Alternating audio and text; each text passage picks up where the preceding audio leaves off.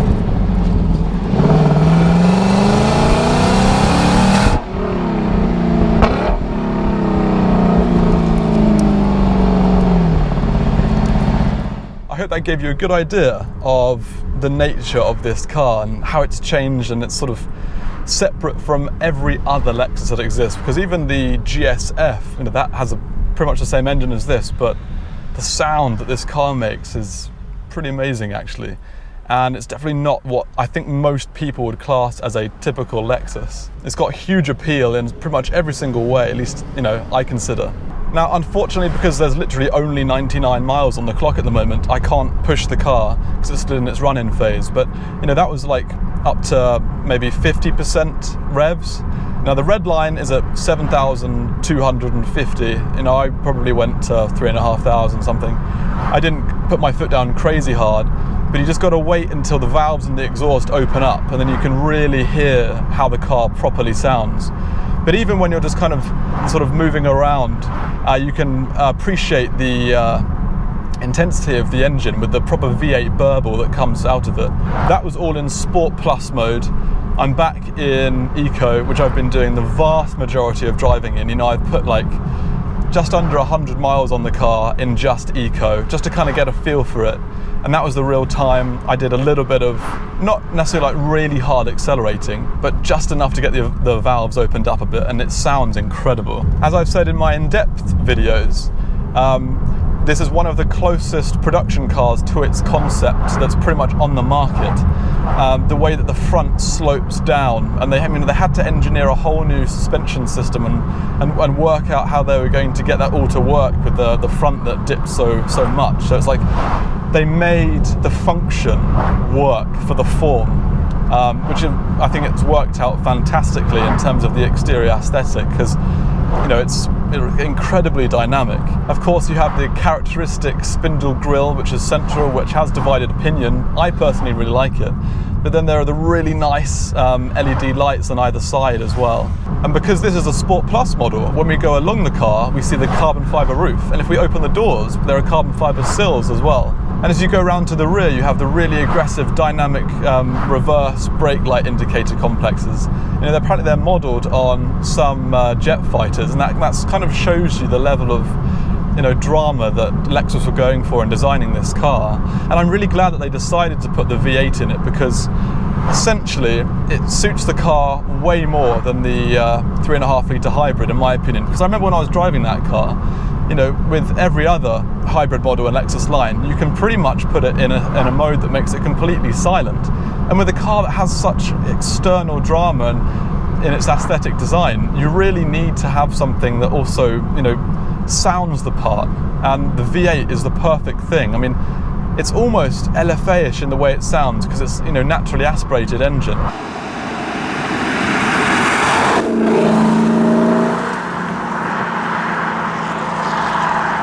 As you move into the car, you immediately realise that this is a completely different animal to most other Lexus models. Lexus have been criticised for their interiors in the past. They've said to have been a little bit behind their German rivals, and maybe in some cases, in certain parts of the car, they don't use the best materials. In the LC, that's couldn't be any further from the truth. This is the exception to the rule. I mean, you have the fantastic liners on the doors. I mean, they look and feel completely premium. The wheel, as with all Lexus cars, is padded really nice, soft leather. It's really small, and it offers a very quick, responsive driving experience. You have the new 10.3-inch Lexus screen that's actually behind a glass panel over here, with the premium navigation and infotainment package. It's kind of tricky to use at times. It takes a bit of getting used to, but it offers a huge amount of information. And then, of course, you see the central column, all these amazing metal components. So then you look up, and then you have the soft Alcantara or suede that's lining the roof, and the even softer lining that's on the sun visors. It's almost like a velour. Moving down, everything is clad in leather. The seats, as with every Lexus I've ever sat in, are incredibly comfortable. And the good thing about these seats is they offer quite a lot of side bolstering, so you feel really like you're being hugged. That, tied in with their level of comfort, means that if you're the driver, you are supported and comfort. But if you're the passenger, you can kind of bring the seat back, because let's just face it, you're not going to be using the rear seats, and kind of tilt the seat back and just find yourself in a kind of different level of comfort. Continuing on the interior, we do of course have to move to the driver's dash in front of me. This is an important piece because it's taken straight pretty much out of the LFA. And there are two arguments, a for and against, for this screen. Now, I like to try and bring a balanced argument. Now, the first argument is that it comes from the LFA. The LFA is without a doubt, one of the most iconic supercars, not just that Lexus have ever made, but of all time. The sound of it is amazing, and many say that the LFA is the greatest sounding supercar ever made. The V10 is an astonishing piece of engineering, that's for sure. Now, this car, the V8 in particular, is the kind of flagship performance coupe of the Lexus line. And for it to share technology with probably the greatest car that the brand has ever made is an amazing thing. I mean, LFAs now, there's under 500 of them in the world. Now, LFAs are in demand, maybe like never before, and you see prices for them over £500,000. So to have technology in this car, which is currently £86,000 and will surely depreciate, that comes directly from one of the greatest cars, potentially ever, modern supercars ever made, is a great thing. You have a piece of technology that's from a £500,000 car because of the demand and the quality is so high. Now, the argument against this piece of technology is that it comes from a car that's years old. I'm not sure if the software and user interface on this is exactly the same as it is in LFA, but it has the same divisions of the information, and it also has the sliding component as well. Now, if it's all of the same stuff that comes from the LFA, then it's a very dated piece of technology. Maybe when it came out at first in the LFA, it was ahead of its time, which means that even up to a few years ago, it probably still would have been relevant. And undoubtedly, it looks great. But maybe Lexus need to start taking into consideration that it's an aging piece of technology, and maybe thinking, okay, we need to develop a new interface and a more kind of seamless, higher pixel density, high resolution driver's display. If you've watched any of my recent content, you may have heard me rant about different driving modes in cars like the A-Class, for example, or the Lexus NX300 Hybrid, and how I feel that in some ways they're a little bit irrelevant, in my personal opinion. In this, they definitely aren't irrelevant, because this is a performance vehicle, and the more that performance vehicles can adapt to different situations and the different personality, and they can have different personalities, I think the more that they will be able to sell and, you know, be relevant. Because unfortunately, due to new emissions regulations that are coming in and the kind of desire for hybrid and electric vehicles, true combustion engine performance cars, they are going to eventually be faded out, and they will be just classics in the future that, you know, just relics, that will be in a few garages and nothing else. The more that modern performance cars can have two distinct personalities, the more that they can have a more relaxed, subdued, economical mode, and then also a performance mode, the better, because it means that they are relevant. It means that the cars are still relevant, and, you know, they can have a higher MPG on the day-to-day driving, but if you want to go to a car show at the weekend, you can just turn a dial, you know, and it changes the characteristics of the car entirely, and maybe more matches the sort of price point and the exterior styling. So this has the same transmission that's in the 3.5 litre V6. It's a 10-stage gearbox. I think basically there are 4 main gears, and then there are like sub gears that can help it transition through a bit more easily. It's definitely better than the typical CVT that I've seen in other cars, and I had this praise of it when I drove the other car as well. It manages to let go of the gear a lot sooner and change up or down, and so you have a better movement through power, and it's just a bit more seamless, in all honesty. The engine doesn't kind of scream as much as in other cars. So as I've already mentioned, this V8 shares all of the aesthetic qualities of the 3.5 litre V6. Now, undoubtedly that's a striking aesthetic, and people look, I mean, if anywhere you go, whether, I mean, I'm in the country right now, and in their cars they're looking, people in the villages are looking. If you go into the city, like last year when I did my video in London, you know, it caused quite a stir. But this also has the sound to kind of back up the aesthetic, so you have people interested in the car because it's such an interesting visual, but then they kind of hear it as well.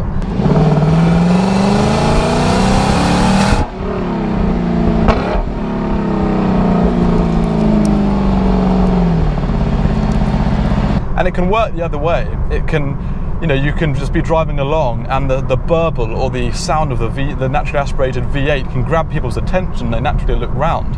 And once again, sort of that kind of bi-directional kind of association between the aesthetic and the sound, they really complement each other and really suit each other.